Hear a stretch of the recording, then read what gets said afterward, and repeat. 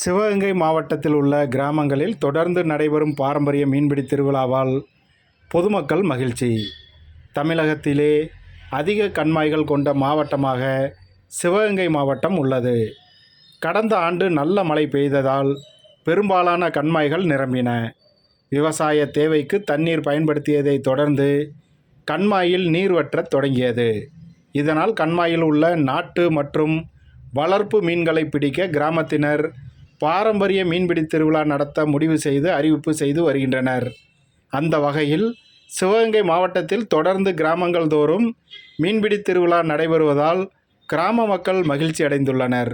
இந்நிலையில் சிவகங்கை மாவட்டம் சிங்கம்புணரி அருகே கோவில்பட்டி கிராமத்தில் உள்ள அம்மி கண்மாயில் கிராம மக்கள் அனைவரும் கண்மாயில் இறங்கி ஒற்றுமையாக மீன்பிடித்து கொள்ளலாம் என அறிவிப்பு செய்தனர்.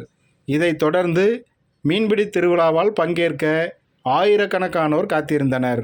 தொடர்ந்து மீன்பிடிக்க அனுமதி வழங்கியதும் கிராம மக்கள் அனைவரும் வேகமாக ஓடி சென்று கண்மாயில் இறங்கி வலைக்குள் சிக்கிய விதவிதமான மீன்களை பிடித்தனர்.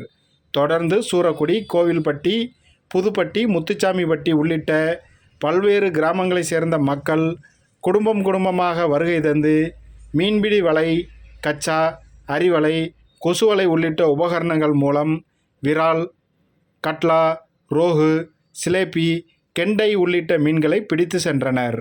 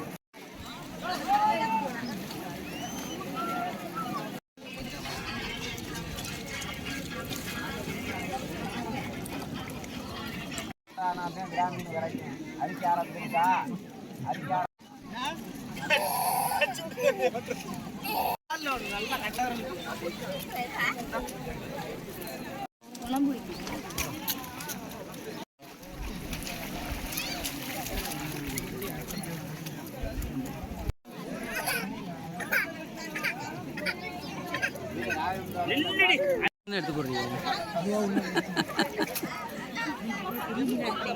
இந்த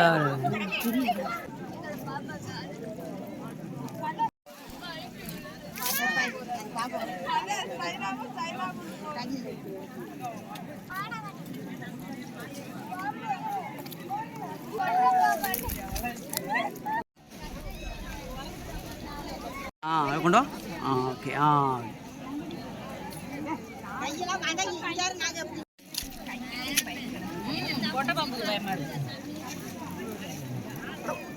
ரெண்டு மீன் ஒன்றா கொண்டா ஓகே.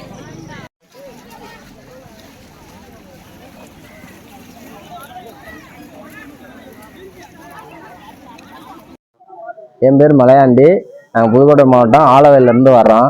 குரூப் வலைதளங்களில் போட்டிருந்தாங்க மீன்பிடி, அதாவது முறையூர் சூரக்குடி பக்கத்தில் கோவில்பட்டிங்கிற ஊரில் மீன்பிடின்னு சொல்லியிருந்தாங்க.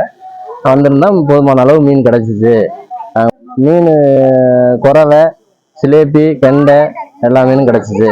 பரவாயில்ல, பிடிச்சிட்டா சந்தோஷமாக ஹாப்பியாக போகிறோம்.